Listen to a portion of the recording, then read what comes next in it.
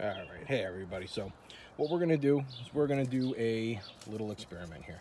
So I've heard a lot of questions regarding about masks, and masks are a hot topic item. So I wanted to know for myself how well these masks actually filter. Now, I know what the CDC has talked about using a cloth mask, perfectly fine. You're protected. You should wear one, whether it be t-shirt or your old 1980 Van Halen t-shirt, good enough. And I personally don't believe that's true. However, I also don't believe that every single mask out there will protect you 100%. Nothing's 100%, right? So what I wanted to do was do a demonstration on a few different types of masks. So one of them being a 3-ply level 2 surgical mask.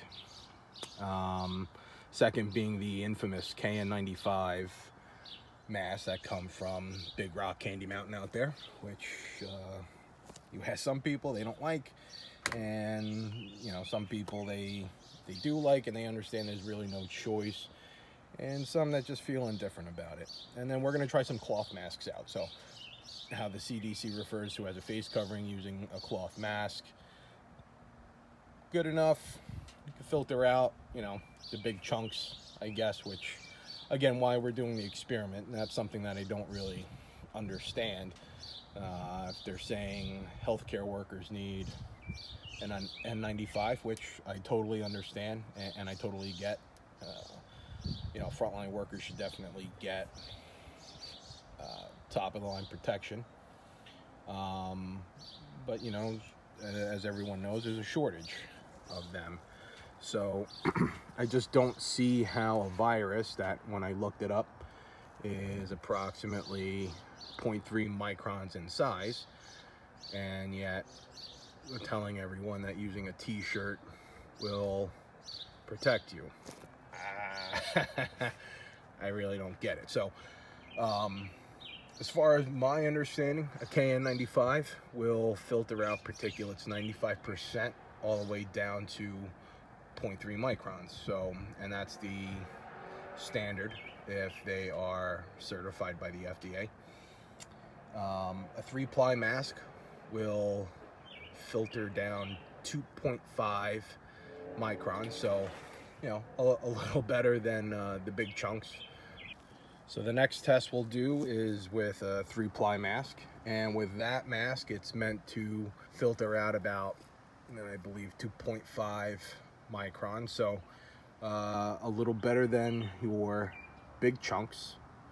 And the whole purpose of the 3-ply mask isn't to do virus filtering, right? So we understand that the purpose of you wearing the mask is not to protect you from breathing it in, but to protect from you coughing it back out, right? So so long as there's some protection from that, that's something that is acceptable. So we're gonna see if, you know, depending on how much smoke enters the chamber in here, how much smoke comes out on the other end. So that will determine, does a 3-ply mask actually filter anything?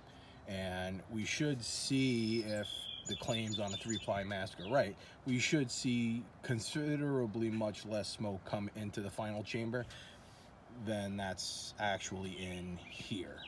So, and then we're going to do the same thing with a cloth mask. So I have t-shirt material cloth masks. The most popular one that's out there. I remember buying a bunch of them and donating them. And I always thought, in my understanding, that the t-shirt material was just meant to be a face covering, right? So I never thought of the, looks like Batman, never thought this particular mask was meant to protect you in any way. It was really just meant to either hide the 3-ply mask, because listen, it's not, you're not going to see this at Fashion Week in New York, you know, and putting one of these on, you know, makes it look less scary to other people. But when the CDC came out with this is an acceptable face covering as a mask to help protect you from getting the virus, a lot of companies flocked to making these. And I'll tell you, so when I first bought this was back in beginning of May, and I bought about 2,500 of them and donated them. And that's all they are. They're just thin t-shirt material, nothing special about focus, and there's nothing special about them, right? But now I see them on upwards of $9–10, and some of them I've seen make claims. We got 3-ply, 1-ply, infused with silver. You know, and the problem is, and they're super expensive, right? So they're, you know, I've seen them on upwards of $26, saying that you can wash them, you know, 70 times. And listen, I understand, that's fine. They're washable. You ain't washing one of these every day, you know, because it's just a pain right in the ass.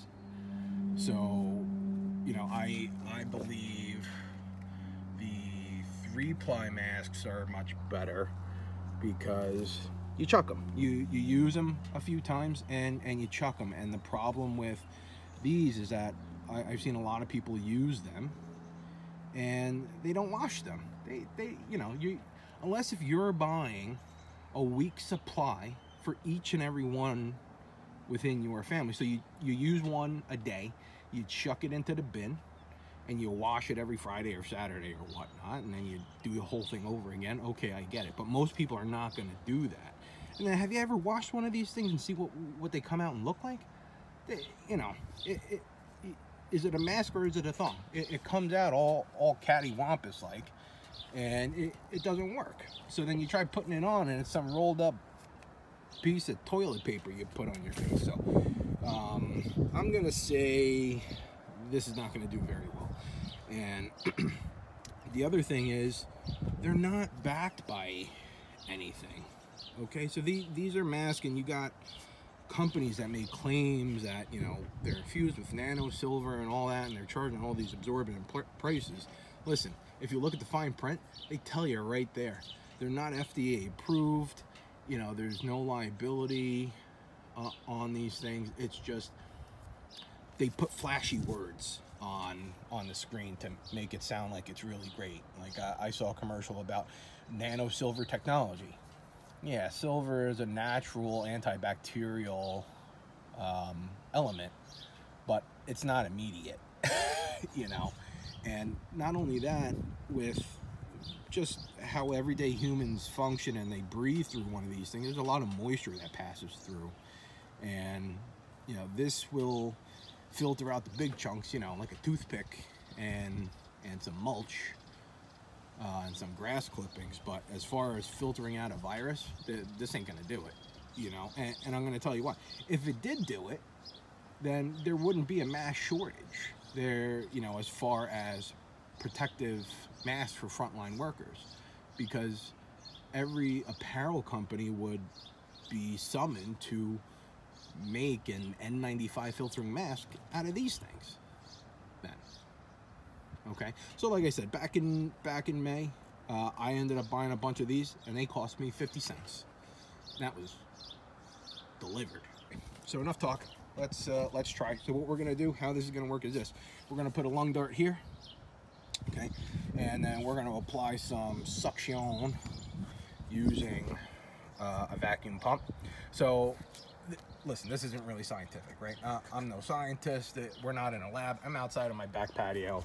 I'm just screwing around on a Sunday on Father's Day, okay?